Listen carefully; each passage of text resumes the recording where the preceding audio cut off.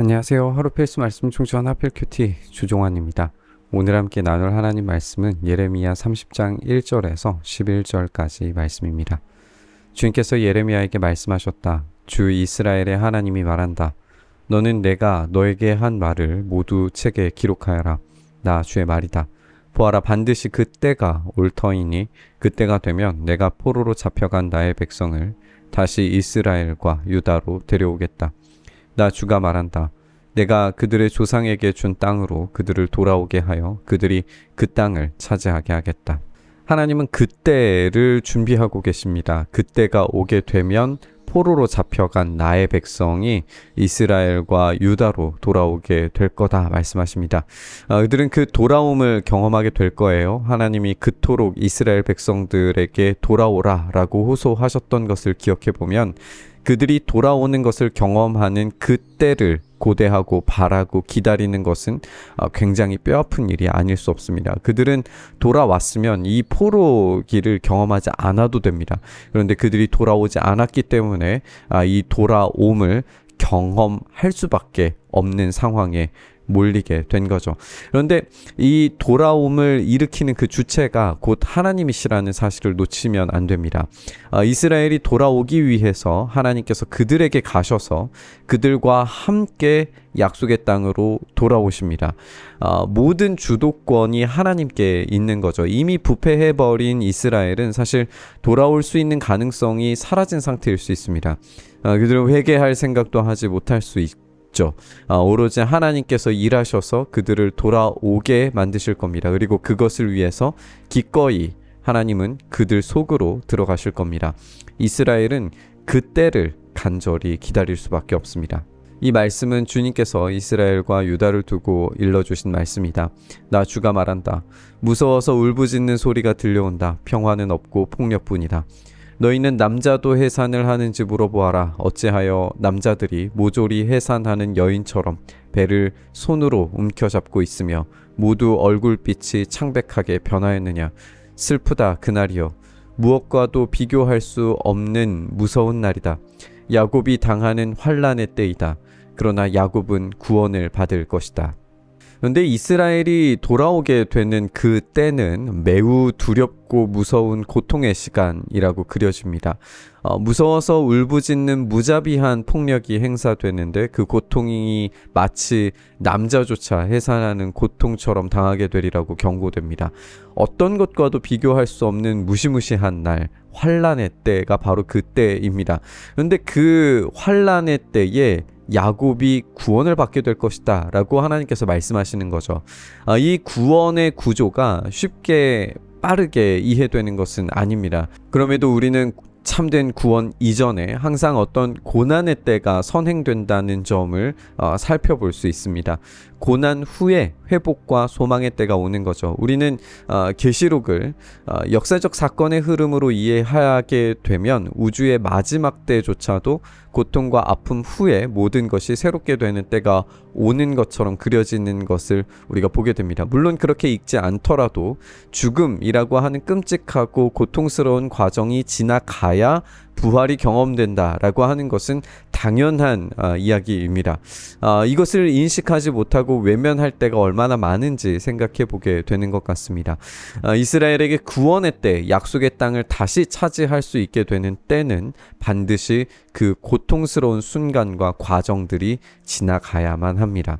나 만군의 주가 하는 말이다. 그날이 오면 내가 그의 목에서 멍에를 꺾고 그의 사슬을 끊어서 이방 사람들이 그를 더 이상 종으로 부리지 못하게 하겠다.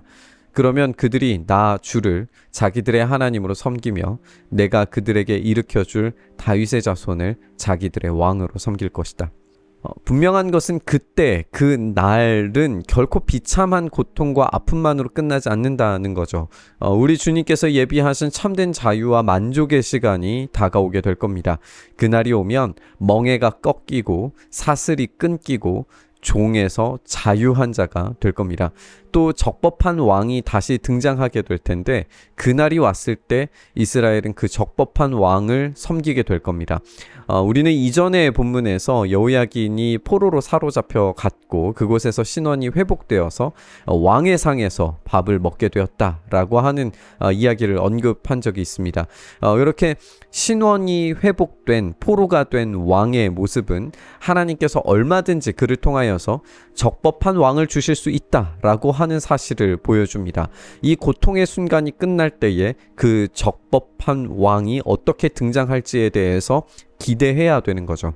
나의 종 야곱아 너는 두려워하지 말아라. 이스라엘아 너는 무서워하지 말아라. 나 주의 말이다. 보아라 내가 너를 먼 곳에서 구원하여 데려오고 포로로 잡혀있는 땅에서 너의 자손을 구원할 것이니 야곱이 고향으로 돌아와서 평안하고 안정되게 살 것이며 아무런 위협도 받지 않고 살 것이다.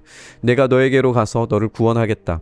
나 주의 말이다. 내가 너를 쫓아 여러 나라로 흩어버렸지만 이제는 내가 그 모든 나라를 멸망시키겠다. 그러나 너만은 멸망시키지 않고 법에 따라서 징계하겠다. 나는 절대로 내가 벌을 면하게 하지는 않겠다. 사법적 관계에서 이스라엘은 심판, 그 엄벌을 피할 수 없습니다. 그들은 하나님을 배반했고 하나님의 음성을 듣지 않고 불순종했죠. 그들이 하나님을 배신한 대가까지 일거에 사라졌다라고 생각할 수는 없습니다. 공의와 정의의 하나님께서 이 죄를 묵과하실 수는 없습니다. 그에 대한 책임은 반드시 져야 됩니다.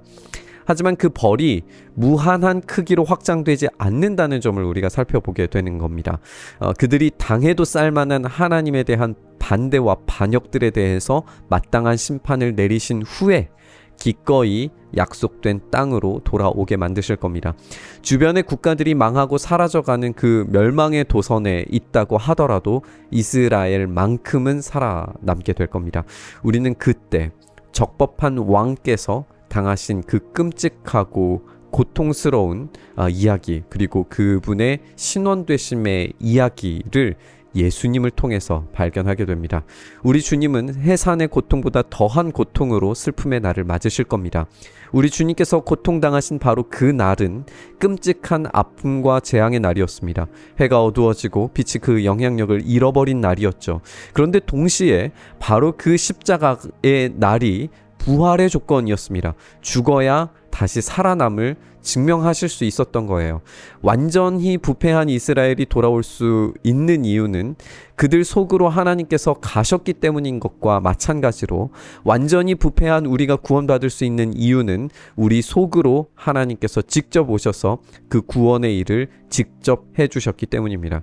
그렇게 우리에게 오셔서 참된 소망과 위로를 전해주시기 위해 기꺼이 고통과 아픔의 그 날을 당하신 그 십자가를 우리가 묵상하고 그 십자가가 우리의 소망됨을 이해하면서 우리의 참된 기쁨의 그날을 완전히 회복된 그날을 어서 속히 제공해 주실 것을 우리가 바라고 기도해야겠습니다.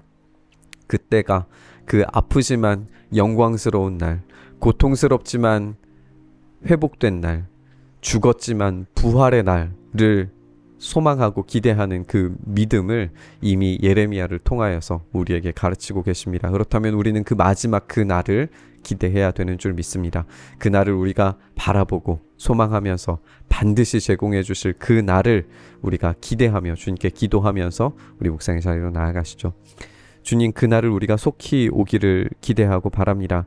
그 날이 오는 데에까지 아픔과 고통의 시간이 멈추지 않고 고통스러운 삶이 연속되어 우리에게 다가온다 할지라도 주님과 함께 이겨내며 주님께서 우리에게 보이신 그 참된 회복의 때를 우리가 소망하고 바라보며 나아갈 때에 그때가 속히 우리 가운데 이루어질 수 있도록 바라는 우리의 삶 가운데 하나님의 참된 위로와 능력 있게 하여 주시옵소서.